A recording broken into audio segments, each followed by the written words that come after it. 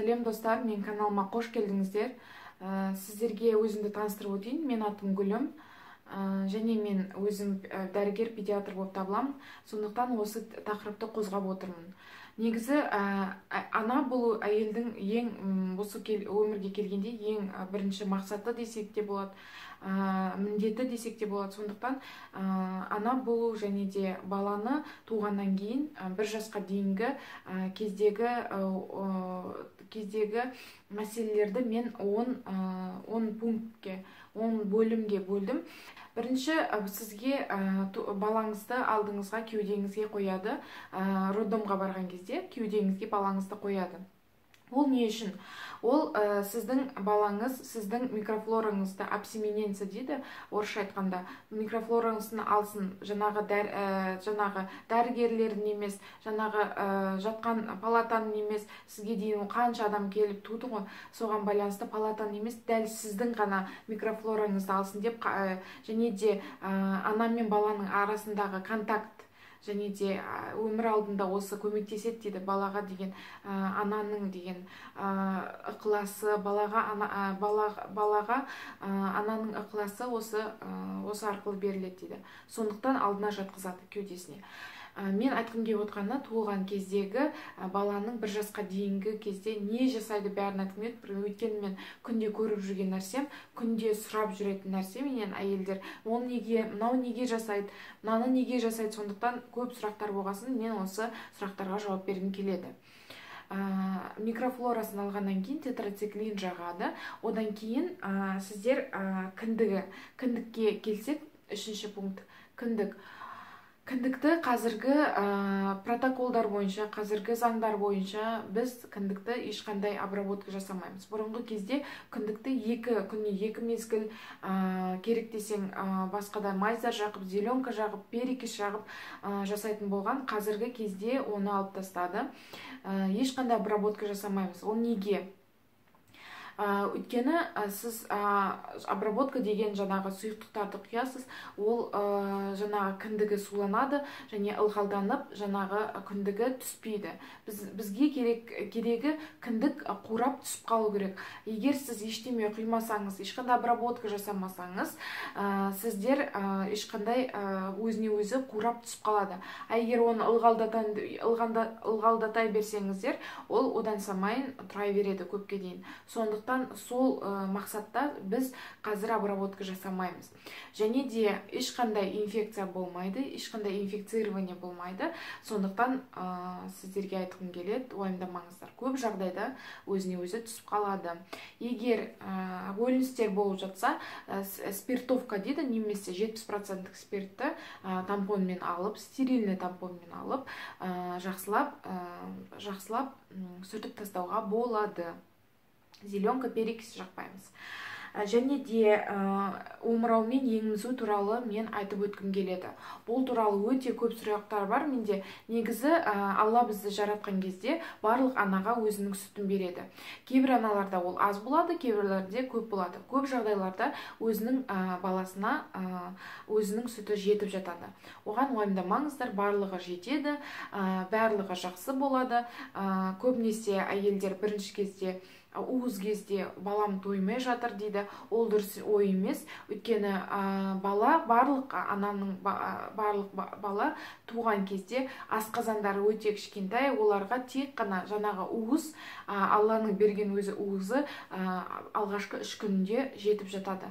3 күннен кейін сізге сүт келеді. Сүт келген кезде баланың жаңағы барлығы сүт келген кезде балаға барлығы жеткілікті болады. Және де емшегінен сүті аз аналарға айтарым, егер сіз жиі сүтіңіз аз болса да жиі емізей берсеңіз, ол жаңағы гормондар жақсы бөлініп, және де жақсы сүттің келуіне ынталандырады.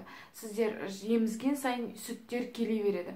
Заказ беретін сияқты ғой, бала емген сайын сүт басқа сигнал келеді, сүт бер деген сомен сигналмен көптеген сүт те жинала береді. Сол естеріңізде болсын. Және де қаншалықты жиілігі қанша береміз деп сұрайды менен. Уақытпен ба қалай береміз? Қазіргі заманда протоколдар бойынша ешқандай уақыт деген жоқ. Қашан бала сұрайды емшекті, сол кезде береміз. Бұрынғы заманда 3 сағат, 2 сағат сайын деген болған, ондай жоқ. Қазір принцип бойынша по требованию бала сұраған кезде, сол кезде емшекті қашан сұрайды, сол кезде береміз. Және де сіздерге айтқым келеді, 4-ші бөлім жаңағы жатқан кезде, роддомда жатқан кезде қандай прививкалар жасалынады, не салынады деп сұрап жатады менен. Көбінесе 2 прививка бар, гепатит Б Қазақстанда, және де БЦЖ деген, гепатит Б-ға қарсы және БЦЖ-ға қарсы. Көбінесе қазір бас тартып жатады, ол дұрыс емес деп ойлаймын, өйткені гепатит Б-дан бас тартсаңыздар да, БЦЖ туберкулезге қарсы прививкадан бас тартуға болмайды. Өйткені біздің Қазақстанда, жалпы Қазақстан және де Центральная Азия дейді, Россияда өте жоғары, статистика бойынша жоғары туберкулез. Сондықтан сіз осы роддомның ішінде жатқан кезде сіз стерильный жағдайда жатасыз, сол кезде балаға туберкулезді енгізеді, туберкулинді, БЦЖ-ны енгізеді. Ал сіздер сыртқа шыққан кезде сіздерде ешқандай защита дейді ғой, ешқандай қорғаныш болмайды. Сондықтан бірінші контакт болса, ауырып қалуларыңыз өте мүмкін. Сондықтан БЦЖ-ны алғандарыңыз дұрыс. Қазіргі вакцинациялар, прививкалар ешқандай асқынуларсыз, импортный бәрі тексеріледі. Сондықтан қорықпай қойыңыздар, бәрі жақсы болады. Және де 5-ші пункт, сіздер баласы үйге шығады, 3 күннен кейін, көбінесе бала жақсы болса, 3 күннен кейін роддомнан шығасыздар, үйге барған кезде сарғаюларыңыз мүмкін. Сарғаю ол неге болады? Бауыр балаларда әлі жетілмеген, ферменттері дұрыс бөлінбейді, сондықтан бауырының әлі дұрыс жұмыс істемегендіктен сарғаю болуы мүмкін, физиологиялық сарғаю болуы мүмкін. Ол немесе 3 күннен 15 күнге дейін болса, ол қалыпты жағдай. Сонда да сіздер сарғаю бастаған кезде баланы күнге жатқызуларыңыз керек. Ол бірінші талап. Сарғаю кетіру үшін жаздық уақыт болса жақсы, далаға жатқызасыздар күннің астына, баланың дәл күннің астына қолын, ішін немесе бетін, аяғын ашып 15 минутқа күннің астына жатқызып, содан кейін көлеңкеге ұйықтатсаңыздар болады. Қыстың уақытында не істейміз деген сұрақтар келеді. Қыстың уақытында арасында күн шыққан кезде баланы күнге жатқызамыз, және де өзіңіздің педиатрыңызға 15 күннен асып атса сарғаюы, міндетті түрде сіз көрінулеріңіз керек. Өйткені сарғаюмен ойнауға болмайды. Ол көптеген асқынуларға әкелуі мүмкін. Сосын 7-ші пункт, менен көбінесе сұрап жататын серуендеу. Баламен қанша рет серуендеуге болады, далаға шығуға болады, қанша рет міндетті түрде шығуға болады, қашан шықпаудың керегі жоқ, соны сұрап жатады. Бірінші сіздерге айтқым келетіні, ол жаздық уақытта баламен, жаздық уақытта туған әйелдер көбінесе жақсы, оларға күніне 2 сағаттан азанда кешке 4 сағатта жүруге болады. Баланы далаға ұйықтатқан сайын баланың иммунитеті жақсы болады, көптеген аурулардың алдын алады. Егер сіздер қыстың уақытында туған әйел болсаңыздар, сіздерден сұрайтыным 1 сағат азанда, 1 сағат кешке қарай болса да далаға шығарып тұру керек, баланы таза ауаға шығарып тұру керек. Және де келесі пунктіміз 7-ші ма 8-ші пункт осы. Сол сіздерге айтатыным, көбінесе үйге барғаннан кейін сұрап жатады, бала іші ауырады, колики дейді, немесе ол неден болады деп сұрап жатады. Көбінесе колики балаларда 3 айға дейін ол міндетті нәрсе.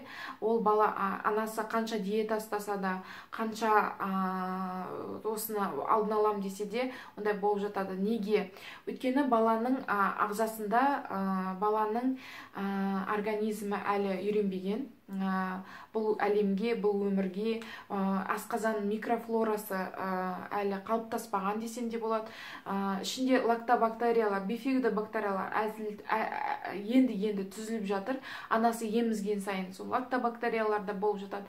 Сондықтан дұрыс ферменттер әлі жетілмеген, жетілсе де дұрыс қорыталмайды ағзасы. Сондықтан әртүрлі анасы жемістер, жидектер жеп жатса да аллергия беріп, бетін бәрі қызарып, бөртіп кетіп жататындар да содан, асқазанын дұрыс қорытпайтындықтан, және де жаңағы анасының сүтіне де аллергия болуы мүмкін. Әртүрлі жағдайлар болады. Сондықтан сіздерге айтарым, сабыр сақтаңыздар, және де бұл жағдайларда егер сіздерде іші өтіп, баланың сондай жағдайларға дейін жетіп жатса, егер бұл кезде пробиотиктер деп аталады. Әртүрлі пробиотиктер бар, ол асқазан микрофлорасын біз сол пробиотиктер арқылы посеиваем деп айтады, орысша қалыптастырамыз, соны ішуге болады. Егер ол көмектеспей жатса, дәрігерге барасыздар. Негізі бұл өтімді нәрсе, барлық балаларда ол 3 айға дейін көбінесе кетіп қалады. Одан қорқпаңыздар, және де осы 3 айда енді балаға дұрыстап қарауымыз керек, көмектесуіміз керек. Кейбір балдарда ондай болмайды, кейбір балдар ұйықтап жата береді, ешқандай колики болмайды, өзіне өзі, және де үлкен дәретке шығып, осырып, өздері жата беретін балалар да бар. Ол әркімнің организміне байланысты. Және де